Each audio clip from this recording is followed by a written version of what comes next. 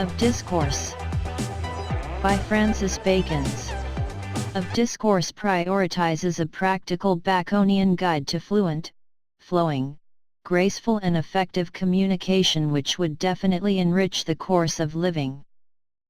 Being a Renaissance courtier, Bacon is familiar with the skill of speaking, and like Castiglione's book of the courtier, he accomplishes an utilitarian guide to his readers for their betterment of conversation or speech. In the Indian Alankara school of criticism, Bhamaha, Jayadeva, and Keshvara have discussed the art of speech or rhetoric as the essential elements of Indian poetics. Bacon too, in his essay of Discourse, classifies the soul of conversation as a constitution of three major divisions of rhetoric: inventio, dispositio, and elocution. Inventio, or invention of points, reasons, logic, and arguments, is the key to discussion. The other two important ingredients of a conversation are disposition, i.e. the arrangement of the above argument, and elocution, i.e. the use of suitable expression and ornament. Bacon thus says, "Discretion of speech is more than eloquence, and to speak agreeably to him, with whom we deal, is more than to speak in good words, or in good order."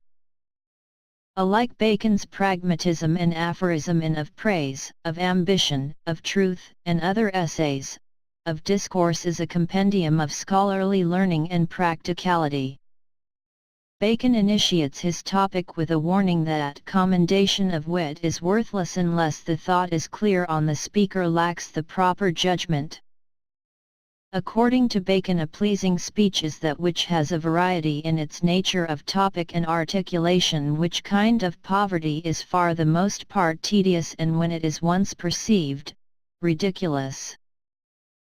Bacon finds the start of the conversation as the honourable part, and both in sustained, formal be added with present references, stories, questions, jesting, it is good, in discourse and speech of conversation, to vary and intermingle speech of the present occasion with arguments, tales with reasons, asking of questions with telling of opinions, and jest with earnest. In matter of adding humour or joke, Bacon is cautious.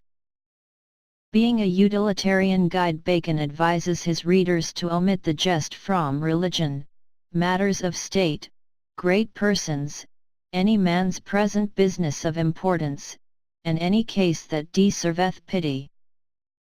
These are the privileged fields of affairs which must be taken into serious consideration. A frequent display of wit with a quick stinging is the other mode of discourse which Bacon explains through a Latineism.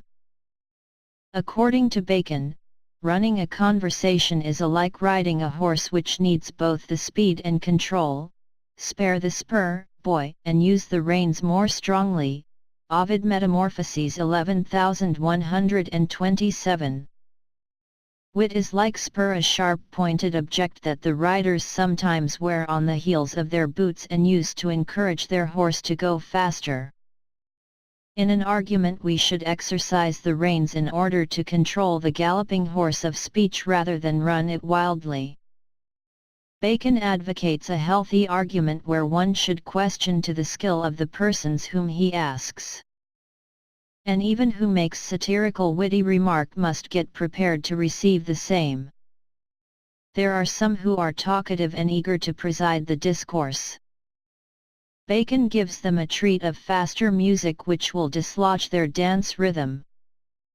Bacon is an objective writer, and rightly so. He argues in support of impersonal view. According to him, speech of a man's self ought to be seldom and well chosen. Further, he says, that the speech of touch towards others should be carefully used.